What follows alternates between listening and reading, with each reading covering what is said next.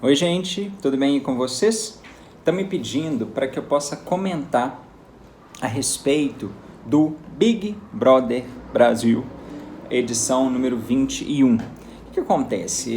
Tem acontecido algumas coisas lá e as pessoas gostariam de me escutar em relação a um pouco do que está sendo vivido ali pelos participantes. Eu não tenho televisão, então eu não consigo fazer uma avaliação fidedigna do que tem acontecido lá, porque o que eu consegui ler, porque eu fui fazer algumas leituras, enfim, vídeos que eu vi na internet, mas eles estão ali enviesados, né, defendendo alguns pontos de vista, e obviamente não acho muito seguro falar do que tem acontecido lá a partir desses lugares. Mas o que eu posso contar para vocês é que algo ali, independente do cenário concreto que está acontecendo ali dentro, mas o que eu pude ter acesso, é algo muito simples de compreender. E eu vou trazer aqui o meu pai. Meu pai ele falava uma coisa que eu não esqueço, que ele falava assim: Wesley, se você quer conhecer uma pessoa de verdade, não dê a ela dinheiro nem poder. Dê a ela estresse.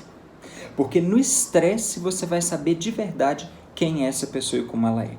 E de fato, gente, é importante a gente compreender o seguinte: nós temos uma condição normal de temperatura e pressão na qual a gente funciona dentro de uma semelhança, dentro de uma estrutura. A gente vai chamar isso de estado de base, ou seja, todos nós, em condições normais de temperatura e pressão, temos ali um estado de base, aquele nosso jeitinho de ser, sabe? Assim, né? Quando eu penso em fulano, eu sempre vejo fulano dessa forma. Quando eu penso em ciclano, eu sempre vejo ciclano dessa forma. Isso é uma estrutura básica.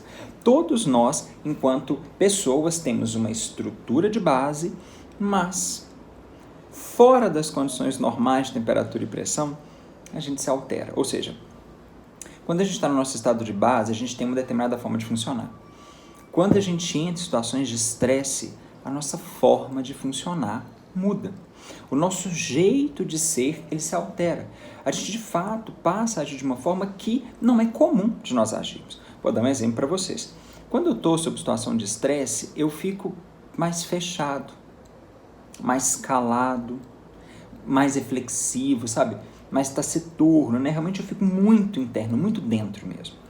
Mas uma condição normal de temperatura e pressão, eu sou uma pessoa, né, comunicativa, que fala com as pessoas, que tem ideias, que gosta de fazer trocas. Então, assim, o meu comum, ou seja, o meu estado de base, ele não é em isolamento, o meu estado de base não é em sofrimento, não é fechado, compreendem isso?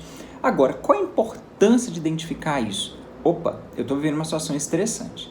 Eu sei que em situações de estresse eu tendo a me fechar, a não dialogar, a não interagir. Eu já sei que é assim.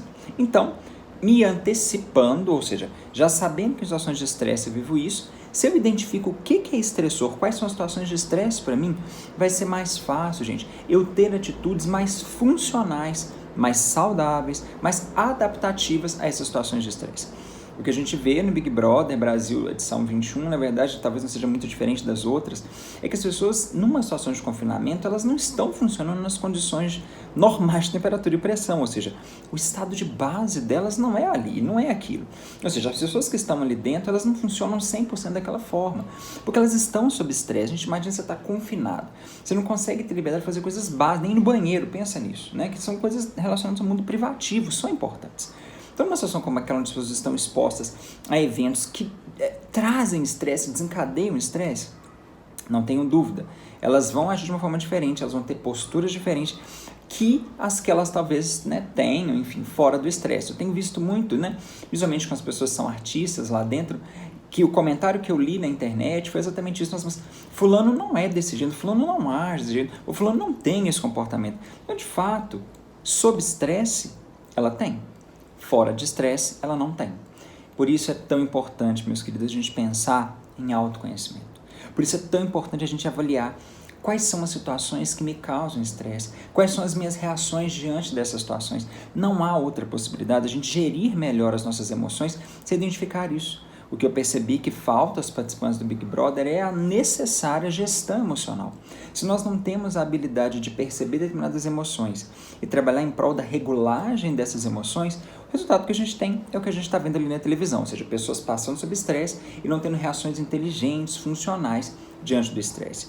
Eu quero lembrar muito aqui uma palestra que eu vi há um tempo do Dalai Lama, né, que é uma influência aí no mundo, né, em termos de paz, né, em termos de uma vida mais equilibrada. Ele é uma potência nesse sentido. E o Dalai Lama, ele foi questionado na palestra, Dalai Lama, você não sente raiva? E o Dalai Lama falou assim, não, sim, sinto muita raiva. E todo mundo questionou, como assim você sente muita raiva? Então o Dalai Lama explicou uma coisa muito importante.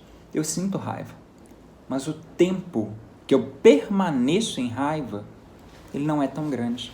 Eu já percebo a raiva acontecendo e eu tomo atitudes para que ela não continue me dominando. Ou seja, não há um problema em nós sentirmos raiva. Mas qual é a intensidade dessa raiva? Ou tristeza, ou ansiedade e mais. Quanto tempo essas emoções ficam acontecendo na gente? Muita gente fala assim, nossa, eu tenho raiva de fulano fez uma coisa comigo, eu tenho raiva dele até hoje. Impossível. Nossas emoções são sustentadas por hormônios, esses hormônios vão sendo metabolizados no corpo, outros processos da nossa vida acontecem, enfim. Nós não ficamos com raiva eternamente de uma pessoa. Essa emoção não está ali tão presente, mas sentimentos sim. Então eu posso, em função de um evento que eu vivi, manter sentimentos que estimulam a raiva, mas vejam, estimulam. A raiva em si, ela não está mais presente diante daquela situação. E entender isso é importante, gente. Por quê?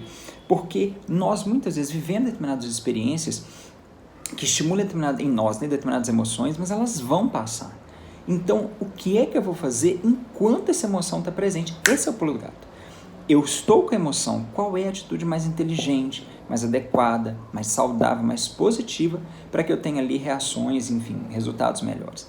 Compreendo que o que está acontecendo no Big Brother Brasil, independente do que acontecer lá, é fruto sim de estruturas de estresse que as pessoas vivem. Eu pude ler certas coisas mostrando que, inclusive, muitas vezes até a própria coordenação do programa favorece as experiências de estresse, porque em situações de estresse a gente age diferente do que a gente costuma agir em situações normais de temperatura e pressão. E esse momento do Big Brother convida a gente a fazer essa reflexão. Como eu estou gerindo as minhas emoções?